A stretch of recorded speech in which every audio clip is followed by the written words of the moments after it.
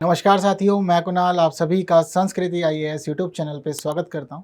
आज की वीडियो में हम लोग बात करने वाले हैं किसी विदेशी के शव या उसकी अस्थियों को भारत लाए जाने के बारे में। क्या ये वास्तव में पॉसिबल है? आप लोगों ने चीज़ों को पढ़ते जानते समझते हो, अब तक यह तो जान लिया होगा कि भारत के कुछ खास व्यक्ति जिन्होंने भारत के लिए महत्वपूर्ण कार्य किए हैं, किसी कारण से अगर उनकी मृत्यु किसी दूसरे देश में हो गई है तो भारत सरकार अपने पूरे एफर्ट्स लगा करके उनको अस्थि के रूप में या फिर उनके पार्थिव शरीर को भारत लाने में सफल रही है। यह इंसिडेंट हम लोगों ने नोटिस किया, लेकिन वह लोग हमारे देश के थे, हमारे अपने थे, इसीलिए सभी चीज़ सफल रही।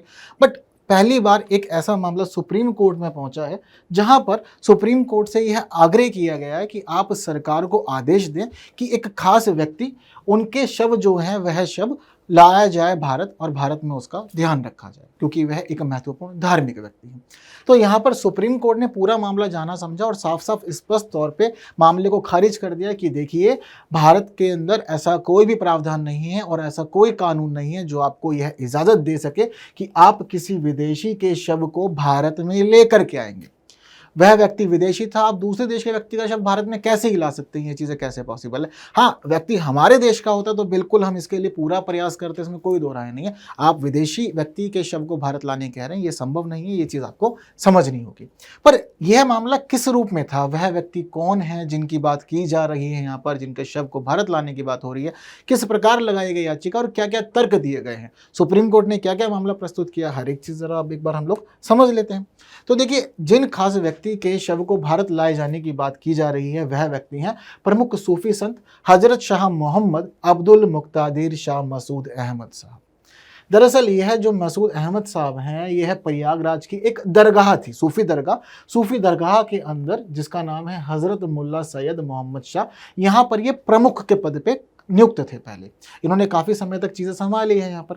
तो अब इन्हीं के लिए यह पूरी याचिका लगाई गई है कि यह हमारे प्रमुख हैं दरगाह के, इनका शरीर जो है, इनका शरीर वर्तमान में बांग्लादेश के अंदर है, क्योंकि यह एक समय ऐसा रहा कि यह बांग्लादेश पहुँचे थे, बांग्लादेश में ही इनकी मृत्यु हो गई और एक प्रमुख धार्मिक व्यक्ति थे। अब धार्मिक व्यक्तियों के मामले में हर एक व्यक्ति इमोशनल होता है। अब उनको पर लगा ऐसा कि भाई खास व्यक्ति हैं, इनकी मृत्यु यहाँ हुई है, तो अब यह स्थान जो है पवित्र हो गया और अब यहीं पर ही इनकी समाधि रहेगी। तो फिर बांग्लादेश में ही इनकी समाधि बना दी गई और वहीं पे ही आजकल इनके दर्शन के लिए लोग जाते हैं, इनके दरगाह पे दर्शन करते हैं। तो यह स्थिति है। अब हमारे देश के अंदर एक याचिका लगाई जाती है कि यह जो व्यक्ति हैं, उनका शरीर जो है, मतलब पूरा जो इनका वहाँ पे दरगाह बनी हुई है, जो कब्र है, उसको खोदा जाए और खोद करके वहाँ से इनको निकाल कर फिर भारत लाया जाए। यह थोड़ा दिक्कत वाला मामला है, लेकिन प्रस्तुत किया गया कि ऐसा किया जाए। अब यह व्यक्ति भारत में तो थे, प्रमुख थे दरगाह के, लेकिन विदेशी व्यक्ति क्यों बोल रहे हैं यह भी समझिए। दरअसल इनका जन्म जो है यह हुआ तो भारत की भूमि पे ही है, लेकिन वर्ष 1992 में इन्होंने पाकिस्तान की नागरिकता ग्रहण कर ली थी और यह फिर पाकिस्तान में ही नॉर्मली रह रहे थे और अपने धार्मिक कार्य जो भी थे उनको संपन्न कर रहे थे वहाँ पर। अब अचानक से क्या होता है कि वर्ष 2008 में जो हमारे इलाहाबाद यानी प्रयागराज की जो यह दरगाह है, इस दरगाह के अंदर इन्हें प्रमुख के पद पर नियुक्त कर दिया जाता है कि आइए और आप जिम्मेदारी संभालिए। ये जिम्मेदारी संभाल रहे थे, इन्होंने एक विल कर दी। इन्होंने विल की और विल करते हुए 2021 में यह प्रस्तुत किया कि देखिए जी, मैं यह चाहता हूं कि जिस दरगाह में मैं प्रमुख हूं उसी दरगाह में ही मुझे मृत्युपरांत स्थान दिया जाए। अब यह इन्होंने वसीयत भी कर दी, लेकिन अचानक से चीज़ें जो थी इनके फेवर में नहीं रही और वर्ष 2022 में जब यह पहुंचे बांग्लादेश तो ढाका में ही इनका निधन हो गया और वहीं पे ही इनकी समाधि बना दी गई। तब से इनका शरीर जो है यह वहीं पे ही है। ये इनका मामला देखने वाला रहा। तो इसी को लेकर के याचिका लगाई गई। याचिका लगाते हुए याचिकाकर्ता ने यहाँ पर तर्क प्रस्तुत किया कि देखिए जी, इनका जन्म जो है, पहली बात तो इलाहाबाद में ही हुआ है, मतलब आज के समय में उसको प्रयागराज के रूप में जाना जा रहा है, लेकिन जब इनका जन्म हुआ था तो इलाहाबाद में हुआ था इनका जन्म। हमने बाद में इनको यह भी देखा कि दरगाह के अंदर यह सज्जादा नशीन के पद पर नियुक्त हुए वर्ष 2008 में। सज्जादा नशीन मतलब आप प्रमुख बने दरगाह के, इलाहाबाद की ही दरगाह थी आपकी। अब यहाँ पर आपने चीज़ें कंप्लीट की, आपने 2021 में वसीयत के माध्यम से कहा कि मुझे दरगाह के अंदर ही दफन किया जाए, ये मेरी भी इच्छा है। ये इन्होंने चीज़ें यहाँ पर प्रस्तुत कर दी। अब इसी की वजह से क्या होता है कि चीज़ें इनकी बदल गई। आप दूसरे देश के नागरिक हैं, मृत्यु आपकी तीसरे देश में हो गई है और पहले देश में आपने दफन होने के लिए बोल दिया। चीज़ें अब 3 देशों के बीच में फंस गई हैं और 3 देश भी कैसे कैसे है। बांग्लादेश से तो चलो हमारी स्थिति ठीक है, पाकिस्तान से तो मामला गंभीर ही रहता है हमेशा, ये तो हमने देखा है। अब सुप्रीम कोर्ट में मामला पहुंचा, सुप्रीम कोर्ट ने पूरे मामले की तह तक जानकारी हासिल करी, चीज़ों को जाना समझा और देखा कि क्या क्या इस मामले में किया जा सकता है और क्या क्या हो सकता है। तो सुप्रीम कोर्ट ने अपने तर्क प्रस्तुत किए, अपनी चीज़ें बताई। सुप्रीम कोर्ट में अंदर इसकी सुनवाई होती है एक 3 सदस्यों की खंडपीठ के द्वारा। जो खंडपीठ थी उसमें भारत के मुख्य न्यायाधीश जस्टिस DY चंद्रचूड़ साहब प्रमुख थे। उसके अलावा जो बाकी 2 न्यायाधीश थे उनमें JB पारदीवाला और न्यायमूर्ति मनोज मिश्रा का नाम शामिल था। 3 लोग का नाम शामिल हो गया। अब 3 लोग का नाम शामिल होने के साथ ही यहाँ परिस्थिति ये रही कि इन्होंने पूरे मामले को देखा, जाना समझा। इन्होंने पहला फैक्ट तो यही पकड़ा कि देखिए सूफी संत हैं, प्रमुख धार्मिक व्यक्ति है, सभी धर्मों का सम्मान करता है हमारा देश, इसमें कोई दो राय नहीं है, लेकिन व्यक्ति पाकिस्तानी नागरिक है। अब एक पाकिस्तानी नागरिक के लिए हम कैसे ही यह डिमांड कर सकते हैं कि उन्हें हमारे देश में भेजा जाए। हम अपने देश के व्यक्ति के लिए क्लेम बिल्कुल कर सकते हैं कि हमारे देश का व्यक्ति है, आपके देश में मृत्यु हो गई है, आप चीज़ों को समझिए और अस्थियां हमें सौंप दीजिए, लेकिन इनके लिए हम किसी प्रकार से क्लेम नहीं कर सकते। पाकिस्तान चाहे तो वो क्लेम कर सकता है, ये उसके हाथ की बात है। मृत्यु बांग्लादेश में हो गई, बांग्लादेश में होने का इनको कब्र में भी वहाँ पर फिर पूरी तरह से व्यवस्थित कर दिया, सभी चीज़ें ठीक हैं। अब यहाँ पर यह कह रहे हैं कि आपकी याचिका पे अगर कार्य किया जाता है तो आप स्थिति को समझिए। पहली बात तो व्यक्ति विदेशी हो गया, फिर कब्र से निकालने का काम भी करना होगा। ये बहुत ज़्यादा जटिल है और बहुत ज़्यादा गड़बड़ वाला मामला है जो कि नहीं किया जाना चाहिए।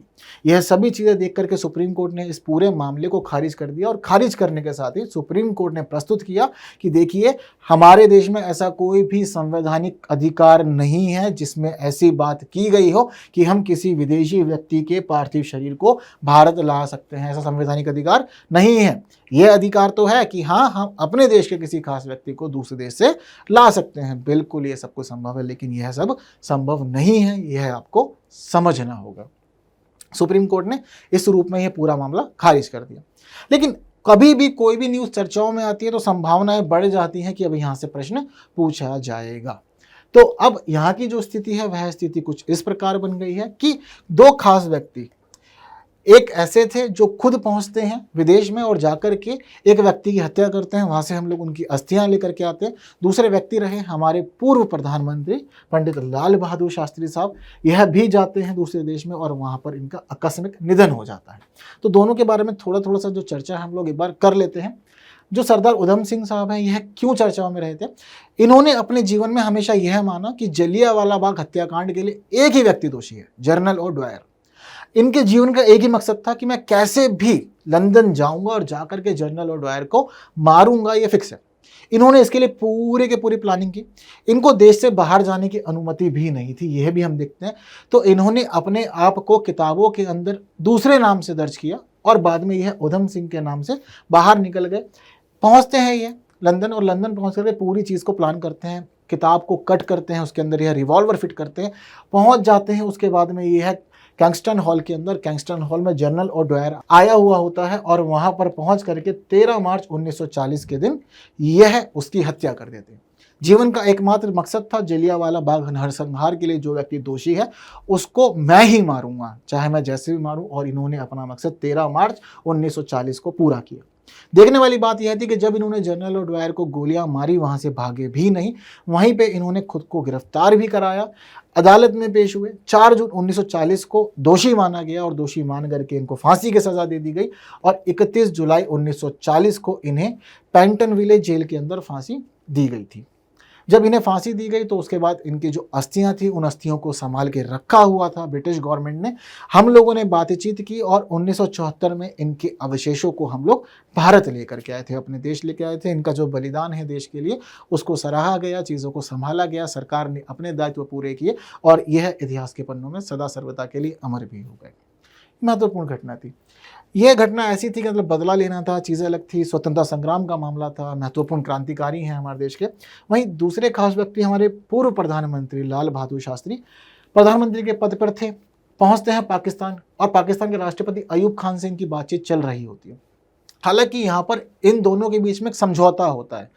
जब यह समझौता होता है तो इस समझौते की वजह से बहुत अधिक दबाव में आ जाते हैं। ऐसा मानते हैं, देखो अभी तक क्या है कि इनकी जो डेथ का जो रीज़न है ये रहस्य ही बना हुआ है, चीज़ें नहीं क्लियर हुई हैं। कोई नहीं जानता कि मृत्यु के पीछे क्या कारण था, कैसे कैसे हुई। लेकिन घटना इसी प्रकार की थी कि 10 जनवरी 1966 के दिन यह वहाँ होते हैं और राष्ट्रपति अयूब खान के साथ बातचीत इनकी होती है। बातचीत के साथ ही खाना पीना होता है, समझौता होता है, सब कुछ ठीक रहता है। बस ये अपने रूम में जाते हैं, वहाँ पर ये आराम कर रहे होते हैं। अभी भी रिपोर्ट्स यही बताती हैं कि रात को 1:32 पर इन्हें दिल का दौरा पड़ता है और हार्ट अटैक से इनका निधन हो जाता है। लेकिन उसके बाद ये देखा जाता है कि इनके पार्थिव शरीर को भारत लाया जाता है। तो विदेशों में मृत्यु होती है, खास व्यक्ति हमारे देश का होता है, तो बिल्कुल सरकार आगे रहती है, कानून है, हम उनको वापस लाते हैं। लेकिन कभी किसी विदेशी के लिए ऐसी व्यवस्था सुनिश्चित नहीं की जा सकती, यह सुप्रीम कोर्ट ने यहाँ पर क्लियर भी कर दिया है। हालांकि आप लोग का इस मामले में क्या पक्ष है, क्या कहना चाहते हैं, यह चीज़ें ज़रूर कमेंट बॉक्स में प्रस्तुत कीजिए। वीडियो इंपॉर्टेंट है, चीज़ें आप लोगों से पूछी जा सकती है किसी भी रूप में, तो याद रखिएगा, चीज़ों को तैयार रखिएगा। तो आज की वीडियो में इतनी ही बात करते हैं। हालांकि चीज़ें खास लगी हैं, अच्छी लगी हैं, तो बाकी साथियों तक ज़रूर शेयर करना है। वीडियो को लाइक किए बिना नहीं जाना है। हम लोग बाकी बातें अगली वीडियो में करेंगे कुछ नए विषयों के साथ। तब तक के लिए विदा दीजिए। Thank you so much.